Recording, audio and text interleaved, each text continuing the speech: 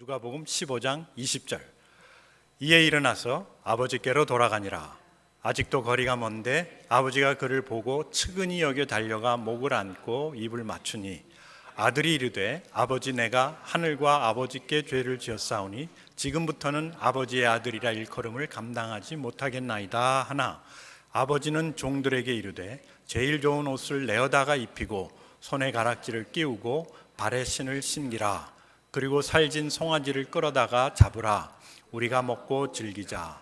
이 내 아들은 죽었다가 다시 살아났으며 내가 잃었다가 다시 얻었노라 하니 그들이 즐거워하니라. 제가 지난주에도 말씀드렸지만은 이 누가복음 15장에 나오는 탕자의 비유는 탕자에 관한 이야기가 아니라 탕자의 아버지의 이야기입니다. 근데 그 아버지 이야기가 이 아들의 반항에서부터 시작됩니다. 여러분 자녀 가지신 분 아시겠지만 또 여러분들이 어린 시절을 지나셨죠? 반항하지 않는 자녀는 없습니다. 그리고 반항하지 않았던 여러분들 아마 아닐 겁니다. 만약에 여러분들이 반항하지 않고 지금까지 사셨다면은 여기 안 계실 겁니다. 아마 훌륭한 사람이 됐을 겁니다. 그런데 반항도 많이 하고 죄도 많이 짓고 그러다 보니까 여기까지 온 것으로 생각이 됩니다. 그래서 제가 지난주에 말씀드렸죠. 이 비유를 이해하기 위해서 필요한 열쇠가 몇 개 있다? 3개 있다. 그런데 자꾸 보니까 3개가 아니라 5개. 그 다음에 다음 주에는 아마 7개라고 얘기할 것 같은데, 첫째는 둘째가 자기 그 분깃을 요구해서 먼 나라로 떠났다는 거. 자기의 분깃, 유산의 분깃. 그때 당시도 그렇고 지금도 그렇고 여러분 유산을 미리 아버지한테 어머니한테 달라고 그런 적이 있습니까? 그러실 자신 있습니까? 만약에 그랬다가는 무슨 얘기 듣죠? 후레자식, 이놈 아직 내 눈이 아니까 뭐라 그러죠? 버젓이 어미가 살아있는데 유산을 요구하다니. 그러니까 이 둘째가 유산을 요구했다는 것은, 자기 분깃을 요구했다는 것은 앞으로 다시 집으로 돌아올 수 있다 없다? 돌아올 계획이 없다는 거예요. 그러니까 집으로 안 올 텐데 뭐가 아깝습니까? 돈이 아까운 거예요. 유산이 아까운 거예요. 아빠가 갖고 계신 게 아까운 거예요. 그러니까 그것을 미리 좀 달라. 다 모아서 어디로 갔어요? 먼 나라로 간 것이죠. 결국 이 떠남을 통해서 우리가 알 수 있는 것은 이 아들이 아버지를 좋아하지 않았다. 아버지와 멀리 떨어지기를 원했다. 아버지와 같이 살고 싶지 않았다는 것이죠. 이것은 성경은 반항이라고 얘기합니다. 리벨리언이라고 얘기를 합니다. 떠나는 그 자체가 나쁜 것이 아니라 하나님께 대한 반항입니다. 하나님께 대한 무관심이요, 하나님과의 분리된 상황, 이것을 성경은 죄라고 얘기합니다. 그리고 그 죄의 결과는 무엇입니까? 허랑방탕. 결국 하나님을 떠난 인간의 삶은 허랑방탕으로 탕진하고 가물고 빌어먹고 궁핍해질 수밖에 없다는 겁니다. 우리가 물질적으로 잘 살 수도 있습니다. 네. 그리고 좋은 땅에서 살 수 있습니다. 좋은 집 짓고 살 수 있습니다. 그러나 인간의 하나님을 떠난 결과는 뭐냐면은 자신의 삶을 행복하게 할 수 없다는 거예요. 우리는 하나님을 떠나서는 살 수 없는 존재인데 하나님을 떠나서 사니까 탕진하고 가물고 빌어먹고 궁핍할 수밖에 없다는 거예요. 돼지 멀매로 자기가 어떻게 자신의 배고픔을 해결할 수가 있겠습니까? 우리는 잘 먹는다고, 또 좋은 곳에 산다고, 많은 것을 가지고 있다고, 또 많은 경험을 했다고, 많은 업적을 이루었다고 행복해질 수 없다는 것입니다. 왜 그렇습니까? 우리는 하나님의 형상으로 지음을 받아 하나님과의 교제 속에서만 행복해질 수 있기 때문에 그렇습니다. 그것이 창세기 1장부터 나오는데 여기에 이 아들은 그것을 모르고 떠나서, 그리고 궁핍해지니까 어떡합니까? 살 궁리를 하는 겁니다. 사람들이 궁핍해지고 사람들이 힘들고 사람들이 어렵고 사람들이 병들면은 무엇을 계획합니까? 어떻게 하면 내가 잘 살아볼까? 그래서 생각한 것이 아버지 집에는 양식이 풍족한 품꾼이 얼마나 많던가. 그래서 나를 품꾼의 하나로 보소서 하리라. 계획을 하는 거예요. 계획을. 집을 떠날 때도 무엇을 했습니까? 계획을 했어요. 우발적인 것이 아닙니다. 살인도 말입니다. 만약에 여러분들이 premeditated murder면은요, 살인이면은 죄가 20년, 30년으로 갑니다. 그러나 그냥 우발적인 사고, 돌발적으로 아니면 갑자기 술 취해가지고 칼을 휘둘렀다 그러면 미국서는 6년형입니다. 제가 그런 사람을 한 사람을 알기 때문에. 그런데 만약에 계획을 했다, premeditated murder다 그러면은 20년이 최저입니다. 근데 이 아들이 뭘 하는 겁니까? 또 계획을 하는 겁니다. 무엇을 위해서? 밥을 먹기 위해서. 그래서 아버지의 집을 향해 돌아간다. 그리고 아버지께, 하늘과 아버지께 죄를 지음을 자기가 고백하겠다라고 계획을 하는 거예요. 죄책감. 여러분, 죄책감이 회개가 아닙니다. 죄책감은 우리가 인간이기 때문에 그 죄책감이 들 수가 있어요. 왜? 하나님이 그것을 우리 DNA에 그것을 만들어 놓으셨기 때문에. 그러나 죄책감이 회개가 아니라는 것, 집으로 돌아가는 것이 회개가 아니라는 것. 회개라는 것은 무엇이라 그랬습니까? 회개는 마음의 변화입니다. 심경의 변화. 특히 두 사람 간의 관계에 있어서 심경의 변화지, 그냥 내가 잘못했다, 내가 잘 안 됐다, 내가 집을 떠난 게 실수였다, 그것이 회개가 아니라는 것이죠. 그래서 여러분들이 이 비유를 이해를 하려면은, 이 아들이 왜 집을 떠났는가? 왜 집을 떠났습니까? 아버지가 싫어서. 그러면 아버지 모르고 지금 하나님 모르고 사는 사람들은 어떤가? 그 사람들은 아버지를 싫어서 하나님께 반항을 하지는 않았지만은 그 사람들의 상태가 뭡니까? 상태가 하나님과 분리된 삶, 떨어진 삶. 이 삶은 결국은 어떻게 해요? 결국은 죽음이라는, 그냥 육신적인 죽음뿐만 아니라 영적인 죽음으로 향하게 돼 있고 궁핍할 수밖에 없고 결국은 궁핍해져서 어떻게 살아야 되나 궁리할 수밖에 없다는 것이죠. 그러니까 우리가 그분들에 가서 전도를 하는 거예요. 이런 궁핍한 삶에서 돌이킬 수 있다. 어디로요? 집이 아니라 어디로? 하나님께로. 아버지 집이 아니라 아버지께로. 그러나 이 아들은 아직까지 그것을 모르기 때문에 그 죄책감 속에서 하나님과 아버지께 죄를 지어 싸우니 나를 아들로 여기지 마시고 품꾼의 하나로 삼아주소서. 우리 인간적으로 생각하면 얼마나 겸손한 겁니까? 이 친구가 정신이 제대로 들었네. 정신이 제대로 있는 겁니다. 왜? 아버지한테 가서 내가 아버지 아들로 들어갈 그런 경우를 보지 못했기 때문에 그래요. 우리가 다 어떻게 생각합니까? 인간적으로 생각하니까 그런 거라는 거예요. 감히 어떻게 아버지한테 내가 다시 돌아왔다고 얘기를 할 수 있을까? 아버지의 아들이라 일컬음을 감당하지 못하겠으니 나를 품꾼의 하나로 보소서 하리라. 그런데 왜 품꾼이 되기를 계획했습니까? 단 한 가지, 밥 먹기 위해서. 밥 먹기 위해서. 왜 아들이 집을 나와 먼 나라로 갔습니까? 아버지가 싫어서. 그러면 회개라는 것은 뭐냐면은 싫은 아버지가 좋아져야 되는데 아버지가 좋아지는 게 아니라 아버지가 갖고 있는 것이 좋아서 돌아가는 겁니다. 우리 여기 자녀들 많이 두신 분 있지만 요즘 한국에는 그 칸가루족이라는 족이 이렇게 형성이 시작이 됐답니다. 한 15년, 20년 전부터. 뭐냐면은 이 젊은 아이들이, 자녀들이 성인이 돼서 나가서 살아야 되는데, 혼자서 자립해야 되는데 직장 생활하는 게 힘들어요. 진짜 한국에 가서 보니까 직장 생활, 젊은이들이 직장 생활하는 것이 굉장히 힘듭니다. 좋은 대학교 나오고 뭐 그런 사람들은 한 상위 한 10% 정도, 그 나머지들은 뭐 중소기업이나 아니면 자영업이나 아니면 남의 가서 진짜 남의 집에 가서 빌어 먹어야 되는데 그 빌어 먹는다는 것이 쉽지 않거든요. 그러다 보니까 일하는 건 싫고 해본 적도 없고, 그리고 사람 대우도 받지 못하고 하니까 집에 다시 들어가는 거예요. 왜? 집에 들어가서 한 20, 30년 버티고 있으면은 그 아파트가 자기 게 되니까. 그렇지 않습니까? 그걸 보고 이제 칸가루족이라 그러는데, 그런 사람들이 200만이 넘는답니다. 다 큰 30 넘은 그런 자녀들이 집에 들어와 가지고, 뭐 우리 미국처럼 여기 피닉스처럼 아리조나처럼 집이 크지도 않는데 그냥 그 조그만 아파트에 그냥 들어가 가지고, 그리고 또 그렇게 들어온 자녀들을 또 엄마들은 받아주시고 뭐 밥도 해주시고 뭐 그런답니다. 서로 뭐 좋은 시간을 갖긴 하는 거겠지만은, 그러나 그것이 부모님이 원하는 것이 아니라는, 그것이 회개가 아니라는 것이죠. 뭐 때문에 들어간 겁니까? 아버지가 좋아서 들어간 게 아니에요. 맨날 싸우는 거예요. 맨날. 왜? 서로 좋은 사이가 아니기 때문에.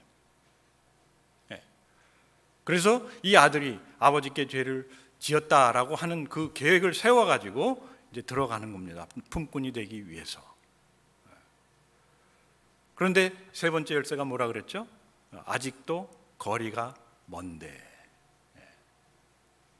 그래서 우리는 오늘 아버지 날을 맞이해서 아버지의 반전, 생각지 못했던 아버지의 반응입니다.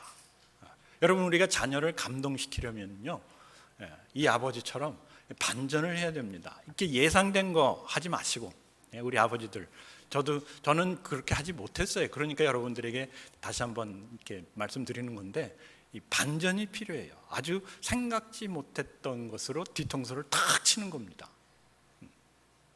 근데 아버지는 어떻게 이 아들을 반겨줍니까? 아버지는 달려갔다. 아직 거리가 먼데 아버지가 먼저 뜨뜨뜨뜨뜨, 왜 옛날에 600만 불짜리 사나이 보시지 않았습니까? 딱 보면서 따라라라따따따 하면서 짠짠짠짠 하면서 뛰어가는 겁니다. 제가 지난주에도 말씀드렸지만은 아직 거리가 멀다는 것은 집 앞이 아니라는 얘기입니다, 여러분. 집 앞이면 다 온 거예요.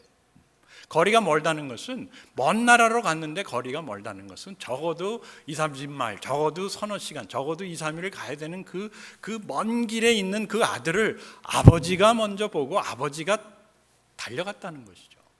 이것은 우리에게 신학적으로 예수님께서 말씀해 주시는 거예요. 뭐냐면은 우리는 집을 찾아갈 능력이 없다는 거예요. 우리는 구원을 받을 능력이 없어요. 천국 갈 능력이 없어요.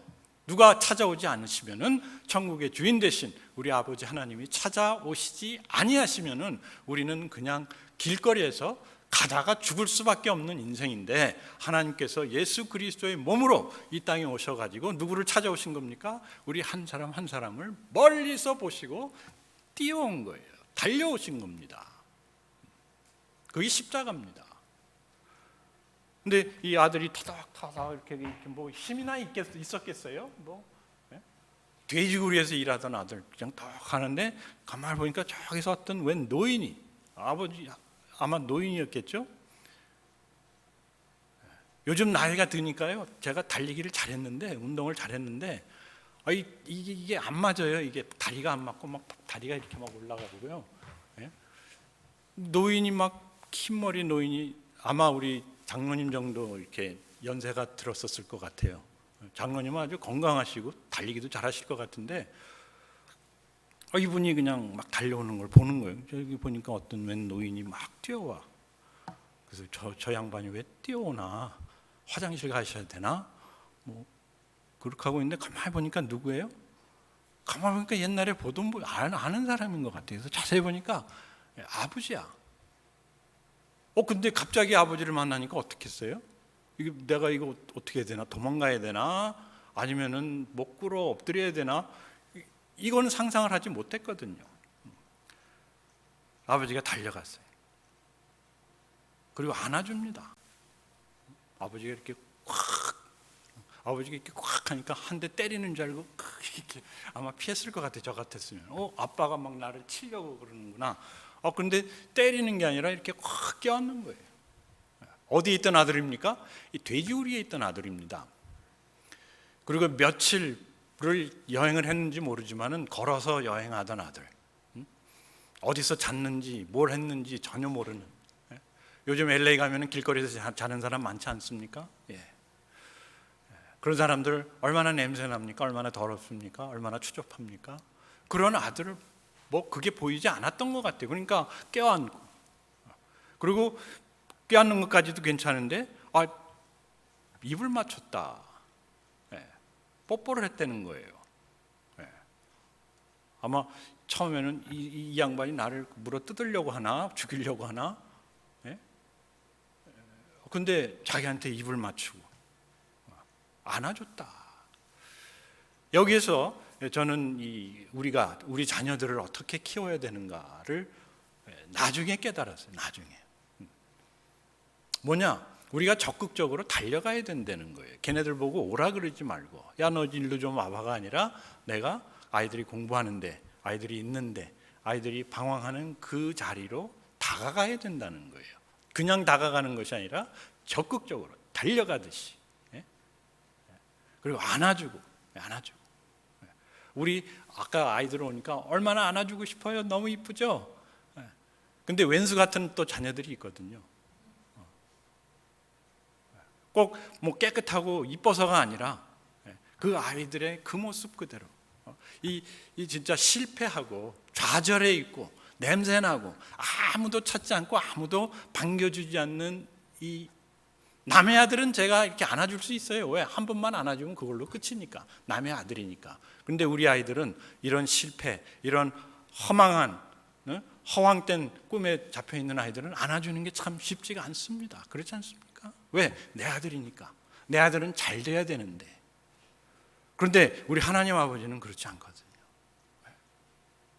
하나님 아버지에게 있어서의 잘됨이라는 것, 굿보이라는 것은 뭐 단정하고 좋은 성적 가져오고 아빠 말 잘 듣고 그게 아니에요. 그런데 우리는 굿보이 하면은 내가 원하는, 그런데 우리가 원하는 것은 이 아이들이 나중에 커서 혼자 돈 많이 벌고 잘 사는 거 그거예요. 그게 나쁜 것은 아니지만은 그것을 강요하다 보니까 관계가 멀어질 수밖에 없다는 것이죠. 그래서 이 아버지는 달려가서 그 아이들을 안아줘요. 그랬더니 이 아들이 이제 정신을 차리고 가만히 있어. 내가 무슨 말을 해야 되지? 가만히 생각해 보니까 맞아. 내가 여기 와서 이제 아버지한테 이제 내가 하나님과 아버지께 죄를 지었사오니 아버지의 아들로 여김을 받는 것이 마땅하지 아니하오니 나를 품꾼의 하나로 써주시옵소서. 아멘 하려고 그랬는데 아빠는 듣지도 않아. 들은 척도 안 하고 옆에 있는 하인들에게 뭐라고 합니까? 야! 가서 옷을 가져오고 가락지를 끼우고 신발에 신을 신기라. 옷도 없었어요. 가락지도 다 팔아먹고 저도 없는데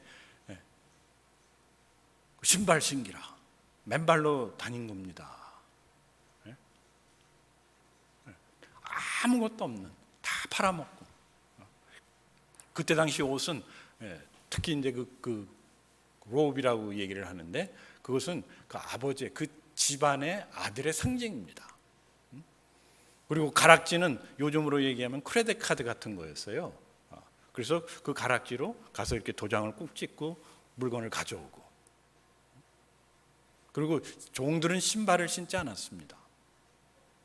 여기서 얘기하는 신발이라는 것은 가죽신. 그래서 완전히 아버지의 아들의 모습으로 다시 회복시켜 준 것이죠. 이 아들은 나는 종도 될 수 없습니다라고 들어왔는데 아버지가 어떻게 한 겁니까? 말도 마라. 너는 내 아들이다. 그 허물을 다 어떻게 하셨어요? 다 덮으신 거예요. 다 덮으신 거예요. 옷으로 덮고 가락지로 덮고 신으로 덮고 자신의 위치로 자신의 권세로 자신의 능력으로 자신이 갖고 있는 모든 것으로 그 아들을 다 덮어준 거예요. 근데 모르겠습니다. 아버지들도 그렇지만 어머니들도 그렇지만 우리 한국 분들이 주로 그러는 것 같은데 우리가 이렇게 덮어주는 것에 굉장히 인색합니다. 그 원인은 어디 있는지 잘 모르겠지만은 이렇게 덮어주면은 얘네들이 나중에 더 나빠진다 그런 생각이 아마 드는 것인지 잘 모르겠는데 그런데 이 성경의 진리는 뭐냐면 성경의 진리는 덮는 겁니다. 덮는 거. 파헤치는 게 아닙니다. 성경의 진리는 덮는 거. 용서는 뭔가? 용서는 커버하는 거예요. 덮는 거예요. 채찍 맞을 사람을 내가 덮음으로 말미암아 누가 채찍을 맞는 겁니까? 내가 채찍을 맞는 거예요. 그런데 우리는 야, 너 뭐 잘못했어? 잘못하는 거 고백해. 빨리 그거 이실직고 하지 않으면 당장 벌을 내리리니 그런 얘기를 많이 합니다. 그런데 성경에서는 절대로 이실직고 하란 말 하지 않습니다. 성경에서 얘기하는 컨페션이라는 것은 우리의 잘못을 그냥 일일이 낱낱이 다 얘기하라는 그 얘기가 아닙니다.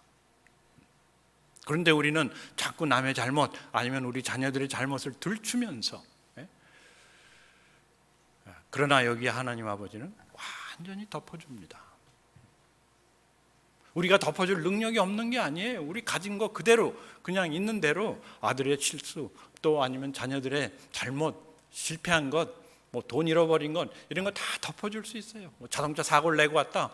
그럼 그건 뭐 보험회사 있는데 보험 있는데 넘어갈 수도 있는데 너 임마 가지 말라 그랬더니 드디어 가고 열쇠 몰래 가져갔지 하면서 막 옛날 얘기까지 다 하면서 덮어주는 아버지의 반전. 그리고 더 나아가서 기뻐합니다. 기뻐해요. 기뻐할 만한 이유가 없어요. 그렇지 않습니까? 우리는 이제 이런 말씀을 듣고 나면은 감격이 돼가지고 나도 우리 아들이 오면 기뻐해야지. 그리고 이제 아들이 왔다 그러면 하하하 아들 잘 왔어. 그러면서 속으로는 이놈이 공부도 안 하고 이거 여기 와서 속으로는 딴 생각하고 있습니다. 겉으로는 기뻐하는 것 같은데, 그런데 아버지의 기쁨을 보면요 전혀 다른 생각. 진짜 기뻐하시는 그 기뻐함, 그 진짜 기뻐하는 일은 어떻게 알 수 있는지 아세요? 진짜 기쁘면요 다른 사람하고 그 기쁨을 나누기를 원합니다. 그래서 다른 사람들 초대해요. 송아지를 잡아라. 그리고 사람들을 초대해서 우리 즐기자. 그랬더니 하인들이 가만히 있자. 뭐가 어떻게 돌아가는 건가? 예. 자기가 만약에 아버지 같으면은 그 아들 말한 것처럼 너 이제 저 하인들하고 가서 일 배워 그럴 텐데, 그러지 아니하고 옷을 입히고 가락지를 끼고 신발을 신기더니 그 다음에 송아지를 잡아서 우리가 즐기자 파티하자 그러니까 하인들이 이해가 안 가는 거예요. 그러니까 가만히 있는 거예요, 하인들이. 그러니까 아버지가 어떻게 합니까? 아버지가 설명을 해줘요. 설명을.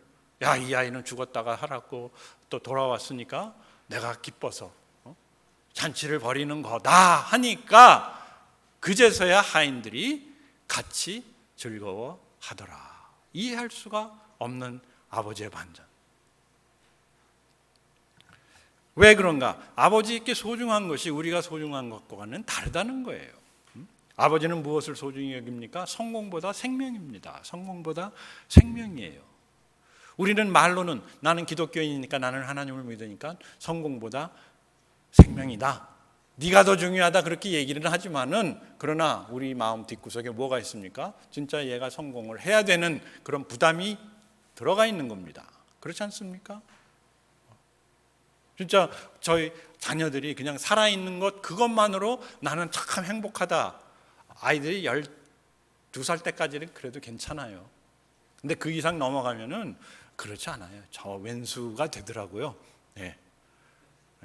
왜?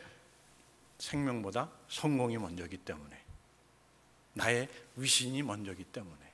예? 예. 결국 자녀들이 성공하기를 원하는 것은 누구를 위한 거예요? 자녀를 위한 것이 아니고 저 자신을 위한 거더라고요. 자녀가 성공해야 내가 고생을 덜 하거든요. 그렇지 않습니까? 얘가 공부를 잘해가지고 좋은 직장을 잡아야, 저희 자녀들 셋 다 이제 결혼을 해야 되는데, 기왕이면 돈 많은 애하고 해라. 여기까지가 아니라 솔직하게 얘기했어요. 이제 어차피 연애가 아니고 중매인데, 그러면 거기 돈도 넣어. 예. 신앙도 넣고, 맞아요. 신앙도 있으면 좋고, 없어도 신앙은 생기는데 돈은 안 생기더라.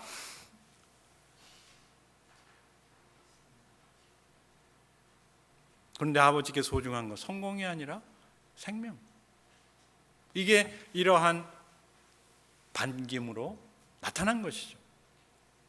그리고 과거를 책망하는 것이 아니라 희망찬 미래였어요. 과거가 어떻든 그게 중요하지 않다는 겁니다. 진실로 우리는 하나님 안에서 과거가 중요하지 않습니다. 왜? 하나님은 미래를 향해서 우리에게 주실, 우리가 누릴, 또 우리가 갖고 있는 그 미래를 하나님은 우리에게 주시기를 원하시기 때문에. 만약에 우리의 미래가 과거의 우리의 행적에 연관이 되어 있다면은, 그것에 영향을 받는다면은, 그러면은 과거가 중요하겠죠. 그러나 하나님께서는 그거는 그거고, 앞으로의 삶은 이제 네가 나와 같이 동행할 때 미래가 바뀐다는 것이죠.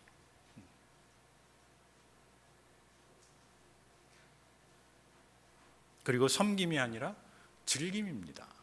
우리 신앙생활은 섬김이 아닙니다. 즐김입니다. 나는 주여가 아니라 아버지, 저는 품꾼의 하나로 써주시옵소서, 섬기려고 왔습니다. 우리는 섬긴다 그러면 저 사람이 겸손하고 참 저 사람 좋다. 교회 목사는 참 그런 사람들 좋아합니다. 지금도 좋아합니다. 그리고 섬김을 하지 말라는 얘기가 아니에요. 그렇지만 하나님이 중요시 여기는 것은 무엇인가? 우리의 섬김이 아니라는 것이죠. 제사가 아니라는 겁니다. 섬김이 아니라 즐김, 같이 즐거워하는 거예요. 기뻐하는 거예요. 자신의 생명을 기뻐하고 하나님과의 그 관계를 기뻐하고 또 우리에게 있는 그 미래를 기뻐하는 그 기쁨. 자, 이런 아버지의 환영을 받은 아들, 정신이 어땠을까요?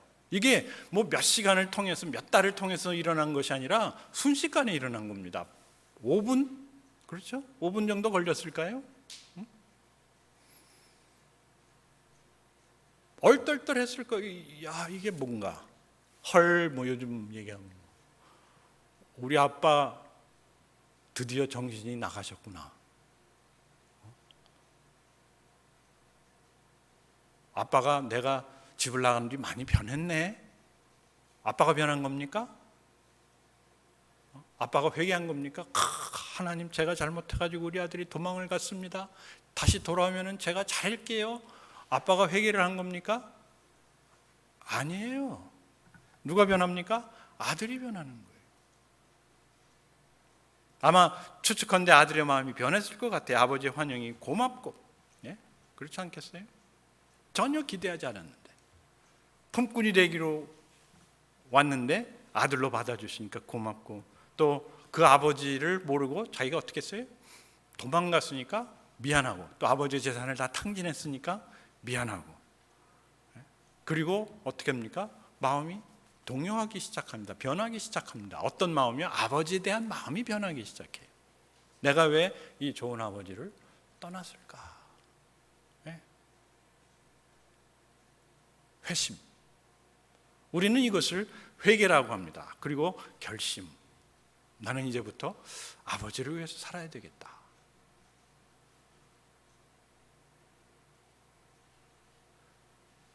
그런데 말입니다, 이것이 정해진 것은 아닙니다. 그렇죠?